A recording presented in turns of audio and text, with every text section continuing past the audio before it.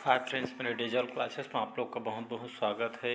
तो आज मैं जीके जो कि जीएस से जो कि यहाँ पे क्वेश्चन लेकर आया हूँ, जो कि आपके आने वाले एग्ज़ाम के लिए, जो ग्रुप डी के लिए एग्ज़ाम तो चल ही रहा है, इसके लिए जो कि यहाँ पे जो कि सामान्य विज्ञान से क्वेश्चन यहाँ पे करेंगे, जो कि आपके ग्रुप डी में जो कि जिस पैटर्न पे क्वेश्चन पूछे जा रहा है उसी जो कि पैटर्न में मैं क्वेश्चन लेकर आया हूँ, जो कि आपके जहाँ पे क्वेश्चन डायरेक्ट आपको एग्जाम में देखने को मिलेंगे। तो वही क्वेश्चन लेकर आया हूँ मैं, जो कि आपके हर एग्जाम में क्वेश्चन रिपीटेड और इम्पोर्टेंट है। तो चलिए आज के क्वेश्चन स्टार्ट करते हैं। यहाँ पे क्वेश्चन देखते हैं।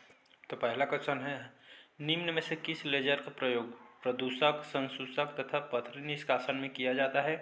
तो ग्लास लेजर, टाइटेनियम नीलम या अलेक्जेंडर लेजर या रंग केंद्र लेजर। तो इसका थर्ड ऑप्शन यहाँ पे सही हो जाएगा। लेजर प्रयोग प्रदूषक और संसूचक तथा पथरी के निष्कासन में किया जाता है, तो आपका एलेक्जेंड्राइट लेजर का उपयोग किया जाता है। इसका थर्ड ऑप्शन यहाँ पे सही हो जाएगा। जिस पैटर्न पे क्वेश्चन पूछा जा रहा है उसी क्वेश्चन पे यहाँ पे क्वेश्चन लेकर आया हूँ मैं, तो इसका थर्ड ऑप्शन यहाँ पे सही हो जाएगा। नेक्स्ट क्वेश्चन, हमारा अगला क्वेश्चन है, वाष्पशील जो द्रवों में जो कि अणु भार ज्ञात किया जाता है, तो विक्टर मेयर विधि द्वारा या हाफमैन विधि द्वारा, उपरोक्त दोनों विधियों द्वारा इनमें से कोई नहीं। तो वाष्पशील जो कि द्रवों का अणु भार ज्ञात किया जाता है आपके विक्टर मेयर विधि द्वारा, जो कि अणु भार का ज्ञात किया जाता है। तो इसका फर्स्ट ऑप्शन यहाँ पे सही हो जाएगा। विक्टर मेयर विधि द्वारा अणु भार का ज्ञात किया जाता है वाष्पशील द्रव का अणु भार। तो फर्स्ट ऑप्शन यहाँ पे सही हो जाएगा। अगला क्वेश्चन देख, अगला क्वेश्चन हमारा, यदि किसी परमाणु के एम कोश में जो कि 7 इलेक्ट्रॉन है तथा उनके नाभिक में 18 न्यूट्रॉन है, तो उसकी द्रव्यमान संख्या जो कि कितनी होगी यहाँ पे पूछा जा रहा है। तो 25, 27, 35 या 43। तो द्रव्यमान संख्या जो कि आपकी 25 होगी इसमें। तो इसका फर्स्ट ऑप्शन यहाँ पे सही। तो यहाँ पे जो कि एम कोश में 7 इलेक्ट्रॉन तथा उनके नाभिक में 18 न्यूट्रॉन है, तो उसकी द्रव्यमान संख्या यहाँ पे 18 और 7 जो कि 25, जो कि यहाँ पे फर्स्ट ऑप्शन जो कि द्रव्यमान संख्या आपका 25 हो जाएगा। तो इसका फर्स्ट ऑप्शन यहाँ पे सही हो जाएगा। अगला क्वेश्चन देखते हैं। अगला क्वेश्चन, संपर्क विधि जिसे कॉन्टैक्ट प्रोसेस द्वारा निम्न में से किसका उत्पादन किया जाता है? तो स्टील का, सल्फ्यूरिक अम्ल का, नाइट्रिक अम्ल का या अमोनिया का।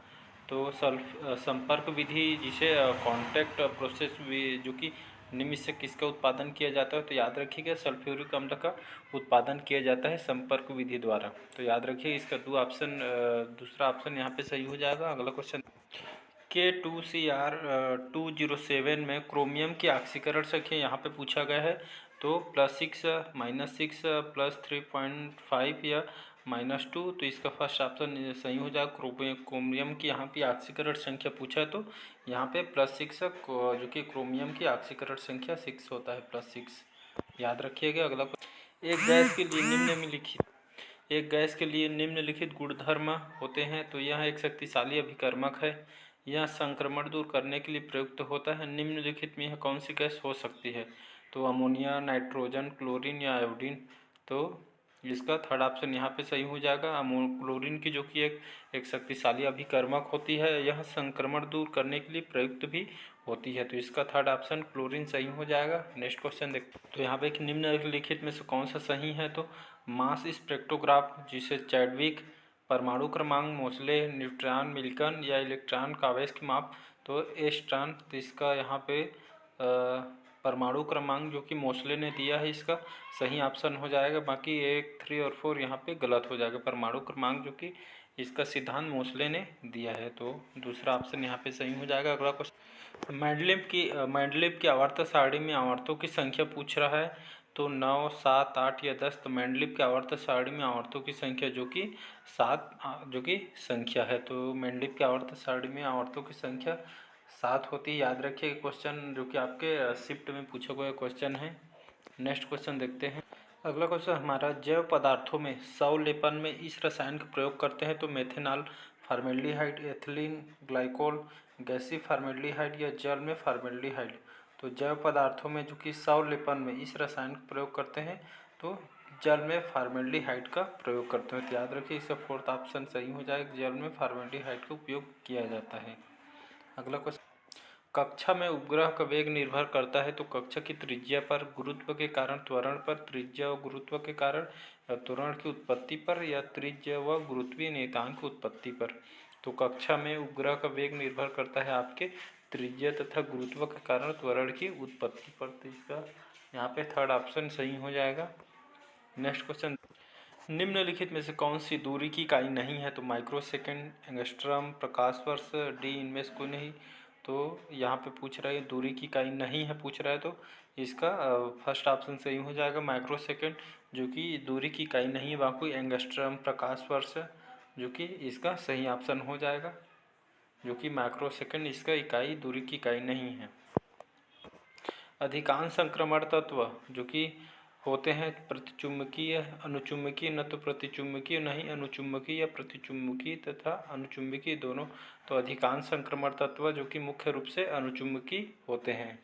तो याद रखिए अधिकांश जो कि संक्रमण तत्व अनुचुम्बकीय जो कि दर्शाते हैं।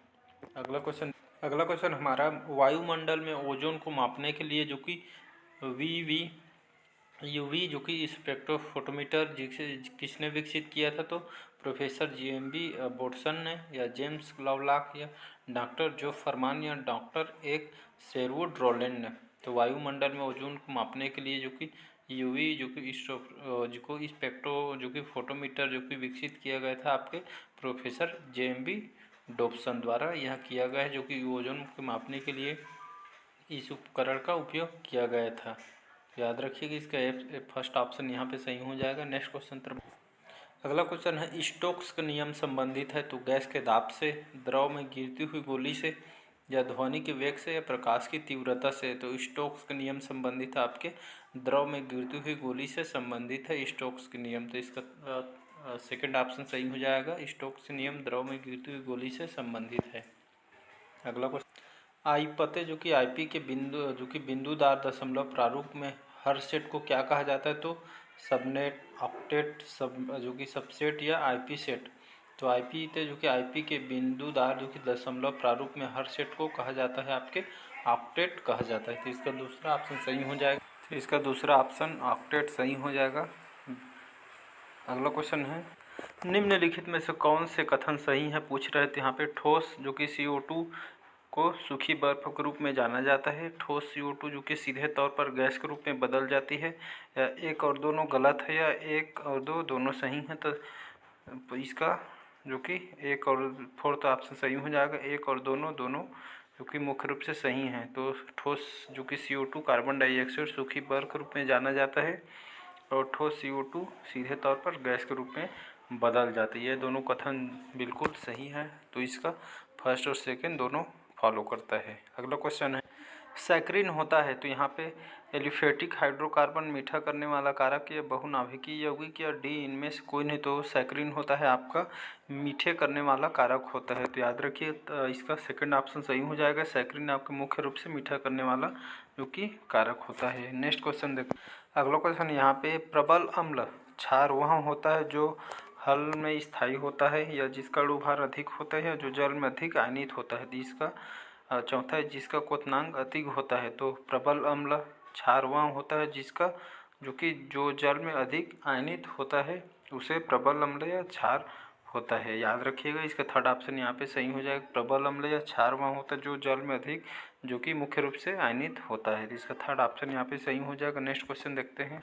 अगला क्वेश्चन हमारा, तत्व X एक ऑक्साइड का निर्माण करता है जिसका सूत्र X203 है, और तत्व X आवर्त सारणी में खाली स्थान के भांति समान समूह होने की संभावना जो कि अधिक है। तो सिलिकॉन, सोडियम, एल्युमिनियम, या मैग्नीशियम। तो इसका जो कि थर्ड ऑप्शन यहाँ पे सही हो जाएगा। एल्युमिनियम की भांति समान समूह की जो कि संभावना अधिक होती है।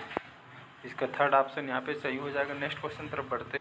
अगला क्वेश्चन हमारा, जो जीवाणु शलाका की आकृति के होते हैं कहलाते हैं बेसिलाई, कोकई, या स्पाइरुला, या वेरियोन। तो जो जीवाणु इस शलाका की आकृति के होते हैं मुख्य रूप से उसको बेसिलाई कहा जाता है। तो याद रखिएगा शलाका की आकृति होते हैं उनको बेसिलाई कहा जाता है, जो कि मुख्य रूप से जीवाणु है। नेक्स्ट क्वेश्चन है, एक क्वेश्चन आपके लिए है, कंप्यूटर आंकड़ों में गलती को निम्न में से क्या कहते हैं? चिप, बाइट, या बग, या बिट। तो कंप्यूटर में आंकड़ों में जो भी गलती होता है उसके क्या नाम से जाना जाता है। यहाँ पे ऑप्शन दिया गया, इसका ऑप्शन जो कि आप देंगे तो कमेंट करके बताइएगा इस क्वेश्चन का आंसर क्या होगा। कमेंट बॉक्स में कमेंट करके बताइए। तो आज के क्लास कैसा लगा कमेंट करके ज़रूर बताइए। चैनल को अच्छा लगे चैनल को लाइक सब्सक्राइब कमेंट कीजिए। Thank you.